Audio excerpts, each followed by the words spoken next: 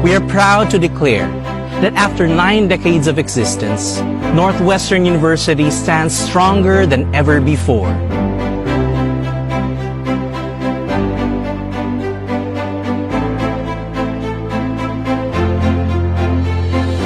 We are grateful because much of this strength comes from the legacy handed down to us by our predecessors.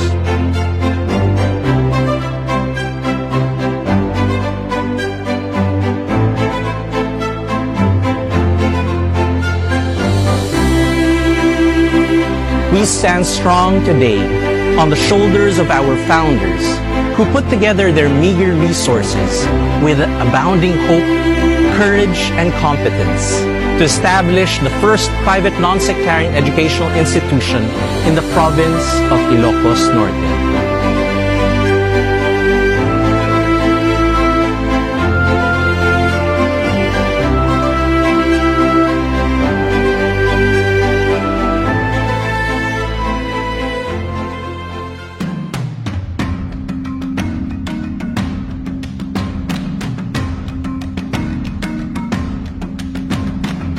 Ang Northwestern University ay isang makabuluhan at makasaysayang institusyon na patuloy na naghahatid ng serbisyo mula noon hanggang ngayon.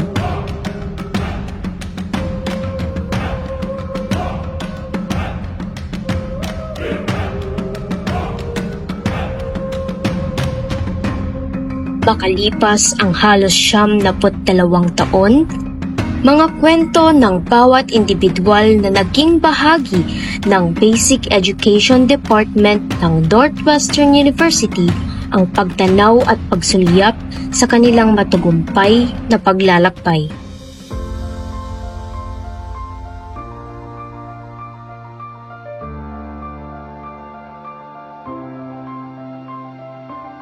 Siya ni Eliza May Asuncion. Currently, again active in the tech department as the department head, and actually overall, I have been in the institution or in the university for more than 2 decades now, kasi from grade 1 until employment.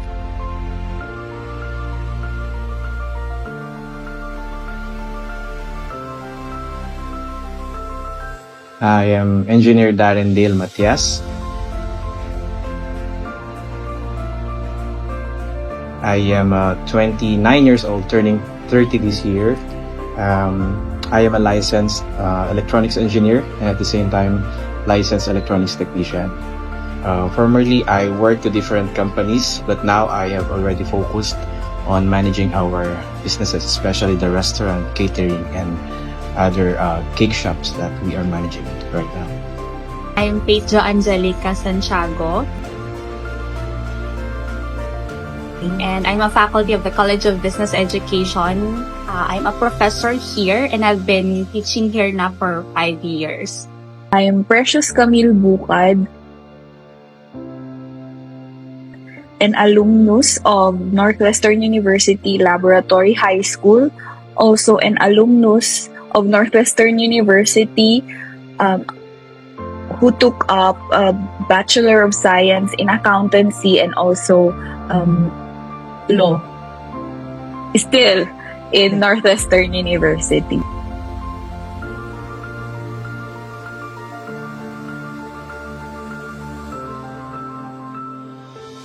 Generally, siguro masasabi ko for high school, that is the time for enjoyment. A lot of experiences din together, adong ungit. Adong inspirational words, teachings.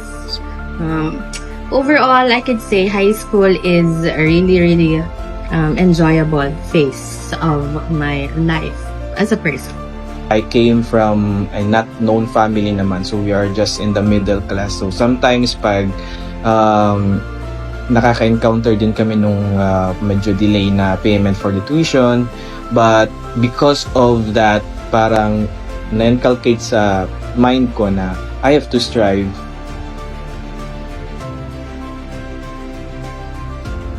That's why during my high school days, I earned various scholarships from the university. So that is the burden of my family, especially my parents, na parang at the middle of the school year, parang wala na silang binabayarang tuition fee because the university is giving me parang stipend, and at the end of the school year, they are still giving me parang refund dun sa binayad ng parents ko. So parang I'm very much thankful of that. The story of my life as a student here in Northwestern University, yun nga, very competitive because that was how I was trained by my parents. I would always get awards. I would always go to the stage and receive my medal, receive my certificate of excellence, achievements like that. And lagi yan, every year na pinapadala ako sa ibang school for competitions, for contested events. I would even go to outside the province for regional competitions. Ganon. So growing up in that kind of environment, marami akong na-discover about myself. And I also realized that there are potentials. Meron akong potentials na nakatago lang pala. But because of the guidance of my teachers in senior high school, they really believe in high school rather. High school, elementary, they really believe in my capabilities. They believe in my strength as a student, and that has led me to who I am and where I am now. Usually, ang sinasabi natin formative years natin is when we are toddlers, during our younger years. Pero sa akin, for me, my true formative years was in high school, because this is where I established my strongest support system towards being a professional. Sa kabila ng mga pagsubok at karanasan sa buhay, matagumpay nila itong hinarap, bunga ng pagsisikap at pagtsatsaga. Mahalagang bahagi sa buhay nila ang pamilya at ang institusyong ito na naging daan upang makamtan ang kanilang kinaroroonan. They played the biggest role financially, emotionally, and of course, mentally. They teach me discipline. Kaya siguro hindi ako napariwara nung high school.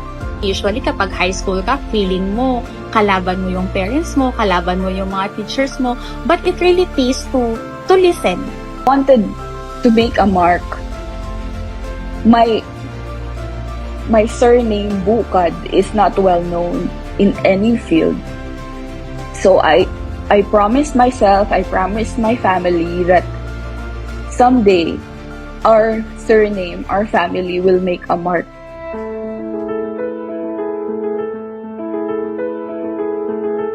Together, let us continue to strive for excellence, to serve with passion, and to make a lasting difference in the world.